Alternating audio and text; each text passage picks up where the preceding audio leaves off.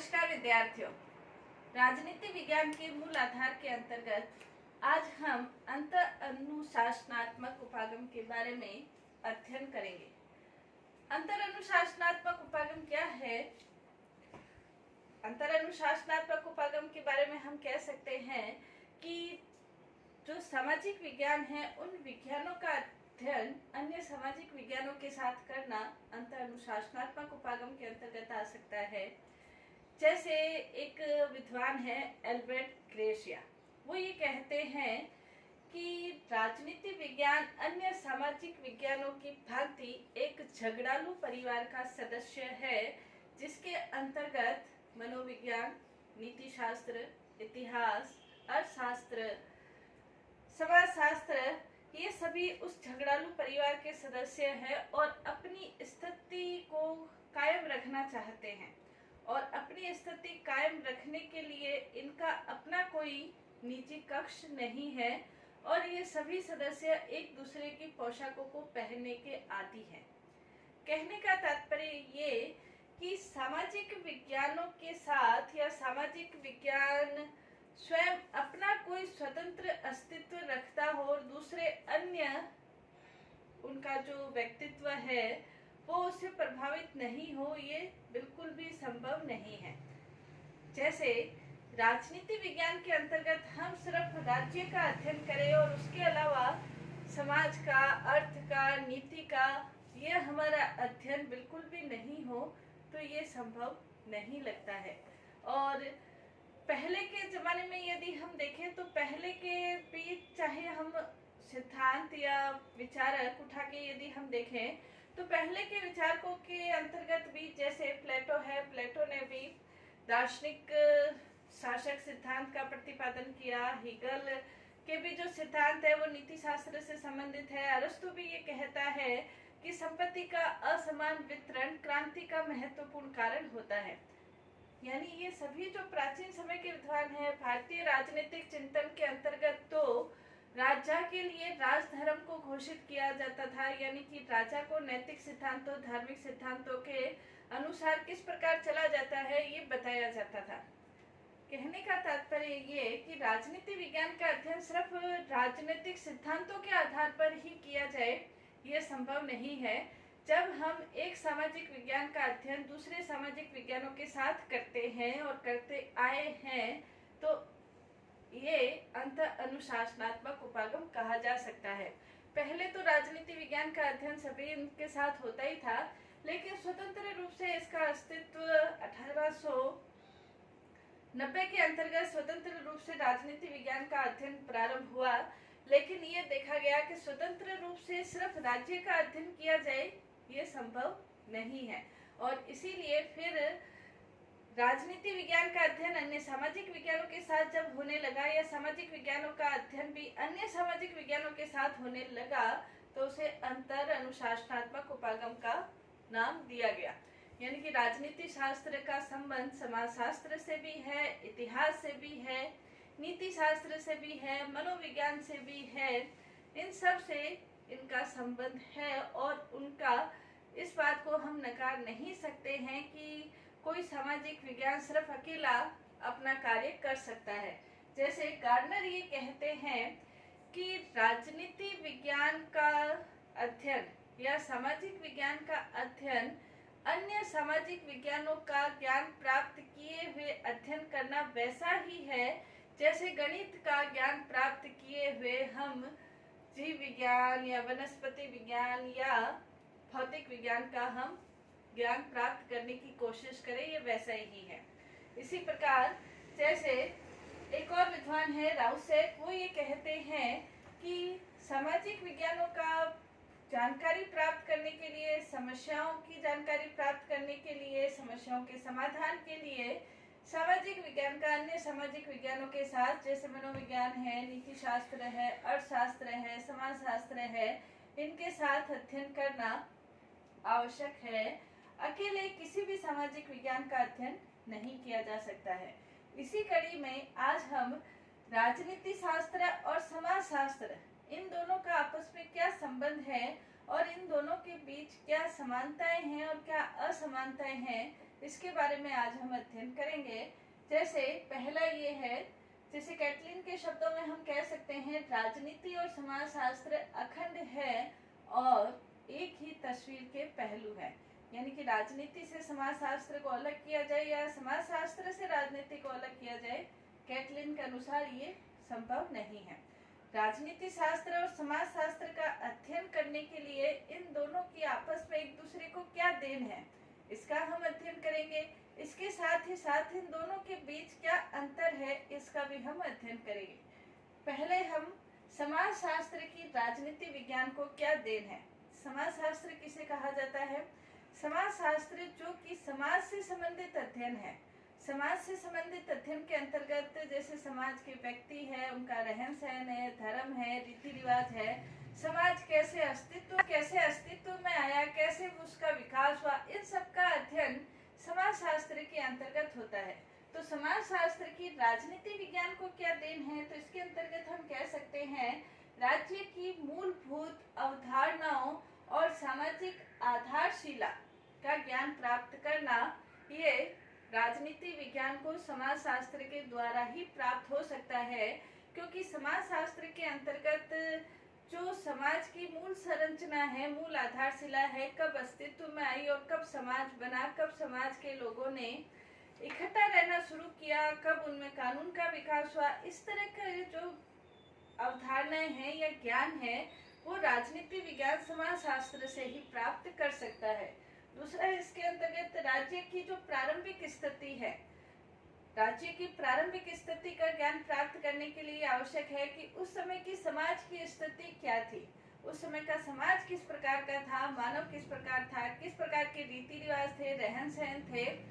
राज्य, वर्तमान जो राज्य का स्वरूप है, वर्तमान राज्य का स्वरूप अचानक से ही वो स्वरूप बना है, वो ऐसा संभव नहीं है, बल्कि धीरे धीरे ये विकास के अनुसार वर्तमान राज्य बना है।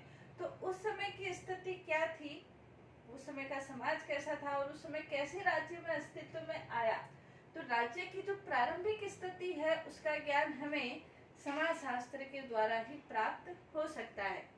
नेक्स्ट, इसके अंतर्गत राजनीतिक संस्थाएं, जो विभिन्न प्रकार की राजनीतिक संस्थाएं हैं, उसकी उत्पत्ति का ज्ञान भी हमें समाजशास्त्र के द्वारा प्राप्त हो सकता है। राजनीतिक संस्थाओं के अंतर्गत कार्यपालिका, व्यवस्थापिका, न्यायपालिका तो है ही है, इसके अलावा कानून है, न्याय है, अधिकार है, कर्तव्य है। इन सब की उत्पत्ति कैसे हुई, कैसे अस्तित्व में आए, समाज के अंतर्गत इनकी क्या स्थिति थी, लोगों ने इनको स्वीकार किया नहीं किया, उस समय समाज की दशा क्या थी, इन सब का जो ज्ञान हमें समाजशास्त्र के द्वारा ही प्राप्त हो सकता है। इसलिए समाजशास्त्र की राजनीति विज्ञान को बहुत महत्वपूर्ण देन है। इसके साथ ही शक्ति, सत्ता, आदर्श, राजनीतिक आदर्श, राजनीतिक विचारधाराएं, इनका अगर ज्ञान प्राप्त करना है, क्योंकि ये ज्ञान हमें समाजशास्त्र के द्वारा इसलिए मिल सकता है क्योंकि समाजशास्त्र ही यह बताता है कि प्राचीन समय में कुछ लोगों के द्वारा शक्ति किस प्रकार से प्राप्त की गई, फिर उस शक्ति का कैसे प्रयोग हुआ और सत्ता कैसे प्राप्त की गई, कैसे लोगों को नियंत्रण में रखा गया, समाज की स्थिति क्या थी। तो ये राजनीति विज्ञान का विषय है, लेकिन इसके बारे में जो ज्ञान प्राप्त करना है, विकास का ज्ञान प्राप्त करना है, वो उसकी उत्पत्ति के ज्ञान प्राप्त करना है, वो हमें समाजशास्त्र के द्वारा ही प्राप्त हो सकता है। तो इस आधार पर हम कह सकते हैं कि राजनीति विज्ञान की समाजशास्त्र को बहुत महत्वपूर्ण है और इस देन है। इसीलिए प्रोफेसर गिंड्रिक्स ये कहते हैं कि समाजशास्त्र के प्रारंभिक सिद्धांतों से अनभिज्ञ व्यक्ति को राजनीति विज्ञान के सिद्धांतों की शिक्षा देना वैसा ही है जैसे न्यूटन के गति के नियमों के गुरुत्वाकर्षण के नियमों से अनभिज्ञ व्यक्ति को भौतिक शिक्षा, विज्ञान की शिक्षा, ये शिक्षा प्रदान करना जैसे है, वैसे ही समाजशास्त्र के से अनभिज्ञ व्यक्ति को राजनीति विज्ञान की शिक्षा प्रदान करना है। आधुनिक युग में यदि हम देखें तो आधुनिक युग के अंतर्गत भी समाजशास्त्रियों का जो रुझान है वो राजनीति विज्ञान की तरफ रहा है और अनेक ऐसे समाजशास्त्री हैं, जैसे इस्टर ने व्यवस्था सिद्धांत का प्रतिपादन किया, लुसियन पाई ने जैसे राजनीतिक विकास का प्रतिपादन किया, जैसे समूह सिद्धांत का प्रतिपादन किया। तो ये समाजशास्त्री थे और इन्होंने राजनीति विज्ञान, ये जो समाजशास्त्रियों ने अपने जो सिद्धांत बनाए हैं, इन समाजशास्त्रियों के इन सिद्धांतों का उल्लेख राजनीति विज्ञान के आधुनिक सिद्धांतों के अंतर्गत भी होता है। तो आधुनिक समय के अंतर्गत भी इन समाजशास्त्रियों का योगदान हमें राजनीति विज्ञान के अंतर्गत देखने को मिलता है। तो हम कह सकते हैं कि राजनीति विज्ञान का समाजशास्त्र की देन, समाजशास्त्र की राजनीति विज्ञान को एक महत्वपूर्ण देन है, और बिना समाजशास्त्र के राजनीति विज्ञान का जो अध्ययन है वो एक अपूर्ण अध्ययन माना जा सकता है। इसके साथ ही साथ राजनीति विज्ञान की समाजशास्त्र को क्या देन है, तो राजनीति विज्ञान भी समाजशास्त्र को महत्वपूर्ण देन देता है। समाजशास्त्र के अंतर्गत मानव के विभिन्न पक्षों का अध्ययन होता है। समाजशास्त्र के अंतर्गत मानव की मानवीय जीवन के अंतर्गत आर्थिक पक्ष, राजनीतिक पक्ष, मनोवैज्ञानिक पक्ष, सामाजिक पक्ष, शैक्षणिक पक्ष, नैतिक पक्ष, इन सभी का, आर्थिक पक्ष, इन सभी का अध्ययन समाजशास्त्र के अंतर्गत होता है। समाजशास्त्र के अंतर्गत जो राजनीतिक पक्ष है, व्यक्ति का जो राजनीतिक पहलू है, इसका जो अध्ययन किया जाएगा, उसकी अध्ययन सामग्री समाजशास्त्र को राजनीति विज्ञान से ही प्राप्त करनी पड़ेगी। व्यक्ति का राजनीतिक पक्ष कैसा है, संस्थाएं क्या है, कानून क्या है, नियम क्या है, अधिकार क्या है, विधि निर्माण की प्रक्रिया क्या है, नागरिक होने के नाते व्यक्ति की क्या कर्तव्य है, इस प्रकार की जो सामग्री है समाजशास्त्र को राजनीति विज्ञान से ही प्राप्त होती है। तो कहने का तात्पर्य ये है कि समाजशास्त्र की राजनीति विज्ञान को देन है, साथ ही राजनीति विज्ञान की भी समाजशास्त्र को देन है। तो दोनों आपस में एक दूसरे से घनिष्ठ रूप से जुड़े हुए हैं, और इसीलिए जैसे गेटल है वो ये कहते हैं, समाजशास्त्र राज्य के संगठन और कार्यों के संबंध में राजनीति विज्ञान से ही तथ्य और विचार एकत्रित करता है। गेटल ने ये कहा है। तो इसके अंतर्गत हम ये कह सकते हैं कि एक राजनीतिक वैज्ञानिक को एक समाजशास्त्री होना चाहिए और एक समाजशास्त्री को राजवैज्ञानिक होना चाहिए, तो वो अपने विषय का ज्ञान आराम से दे सकते हैं। लेकिन इतना होते हुए भी राजनीति विज्ञान और समाजशास्त्र एक दूसरे से आधारित है या एक दूसरे के अनुसार है, ऐसा नहीं है।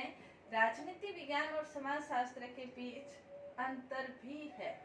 राजनीति विज्ञान अलग है और समाजशास्त्र अलग है, दोनों के बीच अंतर भी है। तो अंतर की दृष्टि से हम देख सकते हैं, सबसे पहला अंतर क्षेत्र की दृष्टि से है। जैसे गिलक्राइस्ट कहते हैं कि समाजशास्त्र समाज का विज्ञान है और राजनीति विज्ञान राज्य अथवा शास्त्र के अंतर्गत समाज का अध्ययन होता है, और राजनीति विज्ञान के अंतर्गत राज्य महत्वपूर्ण है, राज्य का अध्ययन होता है। दूसरा इसके अंतर्गत ये अध्ययन सामग्री का अंतर, समाजशास्त्र की अध्ययन सामग्री अलग है, राजनीति विज्ञान की अध्ययन सामग्री अलग है। समाजशास्त्र के अंतर्गत जिस समुदाय का अध्ययन होता है, समाजशास्त्र के अंतर्गत संगठित समुदाय और असंगठित समुदाय दोनों का अध्ययन होता है। संगठित समुदाय जो होंगे उसका भी अध्ययन होगा, असंगठित समुदाय जैसे जाति असंगठित समुदाय है उसका अध्ययन भी समाजशास्त्र के अंतर्गत होता है। लेकिन राजनीति विज्ञान के अंतर्गत सिर्फ संगठित समुदायों का अध्ययन होता है। नेक्स्ट इसके अंतर्गत समाजशास्त्र के अंतर्गत चेतन और अवचेतन दोनों का अध्ययन किया जा सकता है, लेकिन राजनीति विज्ञान के अंतर्गत मानव के जो चेतन जो कार्य है उन्हीं का, चेतन जो प्रवृत्तियां हैं उन्हीं का ही अध्ययन होता है। नेक्स्ट इसके अंतर्गत ये है कि राजनीति विज्ञान के अंतर्गत विधि, कानून, न्याय इनका अध्ययन होता है, जबकि समाजशास्त्र के अंतर्गत परंपराओं का भी अध्ययन हो सकता है, रीति रिवाजों का भी अध्ययन हो सकता है, धार्मिक विश्वासों का भी अध्ययन किया जा सकता है। नेक्स्ट इसके अंतर्गत जो समाजशास्त्र है उसकी जो अध्ययन की इकाई है वो व्यक्ति है। व्यक्ति अध्ययन की इकाई है, व्यक्ति को आधार मानकर उनका अध्ययन किया जाता है समाजशास्त्र के अंतर्गत। जबकि राजनीति विज्ञान के अंतर्गत जो अध्ययन की इकाई है राज्य है, और व्यक्ति का अध्ययन होगा वो राज्य के निवासी होने के कारण उसका अध्ययन किया जाता है, लेकिन महत्वपूर्ण जो उनकी अध्ययन की इकाई है वो राज्य है। इसी प्रकार समाजशास्त्र के अंतर्गत व्यक्ति को सामाजिक प्राणी माना जाता है, सामाजिक प्राणी माना जाता है। और सामाजिक प्राणी कब से माना गया, कब शुरुआत हुई, कैसे यह अस्तित्व में आया, इस सब के विकास का अध्ययन किया जाता है समाजशास्त्र के अंतर्गत। जबकि राजनीति विज्ञान पहले से ही शुरुआत में ही मानव को सामाजिक प्राणी मानकर ही उसका अध्ययन करता है। तो ये दोनों के अध्ययन सामग्री के बीच अंतर है। नेक्स्ट इसका उद्देश्य का अंतर। समाजशास्त्र के अंतर्गत जो उद्देश्य है वो वर्णनात्मक आधार पर अध्ययन किया जाता है, इसलिए समाजशास्त्र में क्या था क्या है इसके आधार पर अध्ययन होगा।